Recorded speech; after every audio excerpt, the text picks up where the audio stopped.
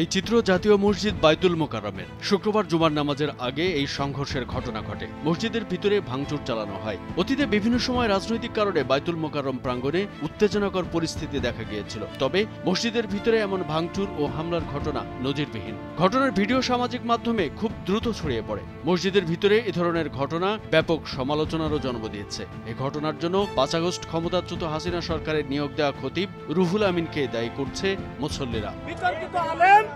যে 8 অক্টোবর বৈষম্য বিরোধী ছাত্র জনতার আন্দোলনের মাধ্যমে পালিয়ে গিয়েছে। এখন সে আজকে 8-10 গাড়ি তার ছাত্রছাত্রী নিয়ে হুট করে এসে মুসল্লিদের নামাজ পড়তে বসে আছে। ইমাম সাহেব আলোচনা করতেছেন, হুট করে দক্ষিণ গেট দিয়ে এসে ঢুকে এসে বসার লগে লগে ওই যিনি ইমাম সাহেব সালেহ সাহেব নামাজ পড়াচ্ছেন ওনাকে টানে এসছে, নামাইয়া জামা ছিঁড়ে ধাক্কা দিয়ে অপমান করে ফেলে দিয়েছে। রুহুল আমিন মসজিদে ঢুকছে নামাজ পড়াতে, মুসল্লিরা বললো আপনাদের নামাজ হবে না। এটা বলার কারণে তার কয়েকশো সন্ত্রাসী মুসল্লিদেরকে মেরে মসজিদ থেকে বের করে দিয়েছে। এটা কি আল-আকসা? এটা কি ইসরায়েল? কেন মুসলমান ভাইয়ের রক্ত ঝরলো? এই রুহুল আমিন সহ আওয়ামী লীগের পান্ডাদের যদি বিচার না হয়, বাংলাদেশের তৌহিদি জনতা প্রয়োজনে আরেকটা যুদ্ধ করবে। ছাত্র জনতার আন্দোলনে হাসিনা সরকারের ক্ষমতা হারানোর পর থেকে বাইতুল মোকাররমের খতিব মোহাম্মদ রুহুল আমিন আত্মগোপনে যান। একজন চুক্তি ভিত্তিতে নিয়োজিত ব্যক্তি পালিয়ে গেলে তার চুক্তি বাতিল করে দিবে, এটি স্বাভাবিক নিয়ম। কিন্তু পালিয়ে যাওয়ার 1 মাস পরেও কেবলমাত্র একটি কারণ দর্শানোর নোটিশ দিয়ে চুপ থাকেন ধর্ম বিষয়ক মন্ত্রণালয়।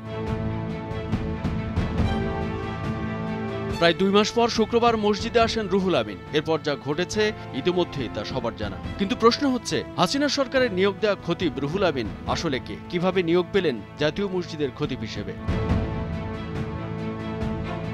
মুফতি রুহুল আমিন 1962 সালের 12 মার্চ গোপালগঞ্জের টুঙ্গিপাড়া উপজেলার গহরডাঙ্গায় জন্মগ্রহণ করেন। তার বাবা সদর সাহেব খ্যাত আল্লামা শামসুল হক ফরিদপুরি। তিনি ঐতিহ্যবাহী গহরডাঙ্গা মাদ্রাসার প্রাথমিক শিক্ষা সহ হিফজ শেষ করেন। এরপর দাওরায়ে হাদিস ও ইফতা সহ উচ্চতর ডিগ্রি অর্জন করেছেন বলে জানা গেছে। রুহুল আমিন 2003 সাল থেকে গহরডাঙ্গা মাদ্রাসার মুহতামিম অর্থাৎ প্রিন্সিপাল হিসেবে দায়িত্ব পালন করে আসছেন।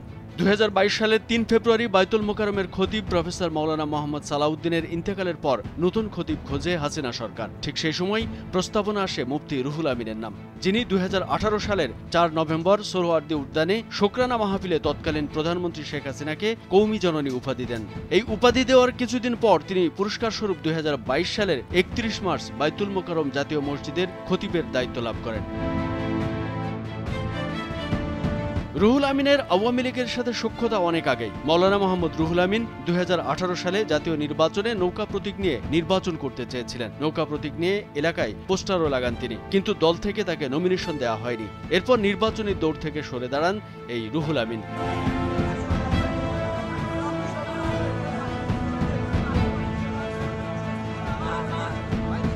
কামরুজ্জামান আরিফ, ভোরের কাগজ।